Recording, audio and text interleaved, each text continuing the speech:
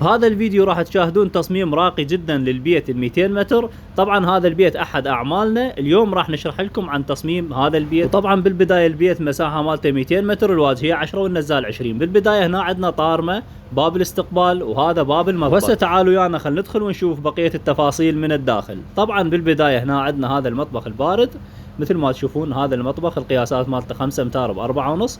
بهاي الجهه صاير عندنا الكاونتر. هنا عندنا المطبخ الحار مثل ما تشوفون، هذا الطباخ، هنا صايره ساحبه ومغسله، وهذا المنور. هسه بعد ما كملنا من المطبخ خلينا ندخل على الصاله والاستقبال والغرف. عندنا طبعا بالبدايه هنا هذه الصاله، مثل ما تشوفون صاله واسعه. عندنا بهاي الجهه صاير الحمامات، ذني غرفتين هنا صايرات، هسه راح ندخل عليهن. طبعا هنا عندنا منور، وهذه اللوحه اللي مشتغلينها احنا طبعا شكو شيء مشتغليه سيراميك بهذا البيت للجدران او للارضيه، هو عملنا بالاضافه للدرج. هنا عندنا هذا الاستقبال، مثل ما تشوفون هذا الاستقبال مفتوح على الصاله. بالمستقبل راح يصير هنا باب خشب. هذا الاستقبال قياساته كلش حلوه مرتبه.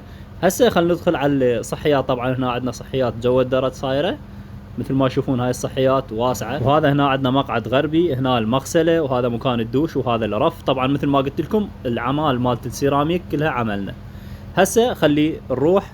طبعا هنا هاي صعده الدرج على الطابق الثاني، منا راح نصعد. بس قبل لا نصعد خلوا نروح على الغرف. عندنا غرفتين، هنا هاي الغرفه الاولى والغرفه الثانيه. طبعا القياسات متقاربه، فرق بيهن اقل المتر. هنا عندنا هذه الغرفه، الشباك مالتها منا على المنور. المنور صاير على المطبخ الحار وصاير على الصحيات. طول المنور اكثر من 3 امتار. هسه خلينا ندخل على الغرفه. طبعا الغرفه الثانيه عندنا بهاي الجهه صايره الغرفه الثانيه، المنور مالتها من هاي الجهه. وهسه راح تقولون وين اكو منور بنص الصاله؟ ما موجود. هسه راح اشرح لكم عن تفاصيل المنور شلون صاير. طبعا هنا عندنا هذا الشباك مثل ما تشوفون، متر بمترتين تقريبا الارتفاع مالته. عندنا بهذه الجهه صاير المنور. هذا المنور راح ينقطع جام، يتقطع من هاي الجهه، من هاي الجهه راح يتقطع جام. طبعا المنور مطبقيه سيراميك حد الستاره، حتى الستاره مطبقينها سيراميك مثل ما تشوفون. هذا ومغلف جام من فوق، من السطح مغلفيه جام. المهم فهذا هو نظام هذا المنور. وهسه بعد ما كملنا طبعا الطابق الارضي، خلي نصعد على الطابق الاول ونشوف شلون بانين الطابق الاول من هذا البيت. طبعا انا كلش عجبني النظام مالت البناء الفوق، النظام مالته كلش حلو. تعالوا خلينا نشوفه. هسه هنا بالبدايه عندنا هذه الصاله، نفس الصاله جواها نفس القياسات. وعندنا بهاي الجهه صاير المنور، وهاي الجهه صايره الغرفه وصاله ومطبخ طبعا. والجهه الثانيه هم غرفتين وصحيات وتفاصيل كلش حلوه. تعالوا وياي خلي اشوفكم شلون صاير النظام مالتها. هنا هسه بالبدايه عندنا ذني غرفتين صايرات على الجهه اليسار، هذه المغسله وهذه الصحيات نفس قياس الصحيات اللي جواها. هنا عندنا تقدر شلون تقول مطبخ، هذا المطبخ الصغير هذا يعتبر مطبخ. عندنا هنا هذه الغرفه الاولى، القياسات مالتها نفس قياسات الغرفه اللي جواها صايره. وعندنا الغرفه الثانيه هم نفس قياسات الغرفه اللي جواها، ماكو اي اختلاف. وطبعا مثل ما وضحت لكم بالبدايه اعمال السيراميك، الارضيات، الجدران، الدرج، هذا عملنا. طبعا احنا نشتغل تطبيق سيراميك جدران، وحتى الواجهيه مثل ما شفتوها بالبدايه. طبعا الواجهيه هذا العمل مالتنا قبل ايام خلصت. المهم نرجع للجزء الثاني. هنا عندنا هذه تعتبر صاله، لكن مثل ما تشوفون مطبخ. وهذه بهاي الجهه صايره غرفه. خلينا ندخل على الغرفه. طبعا هاي بواجهه البيت مبنيه، اكو بلكونه منها صايره على اليمنى.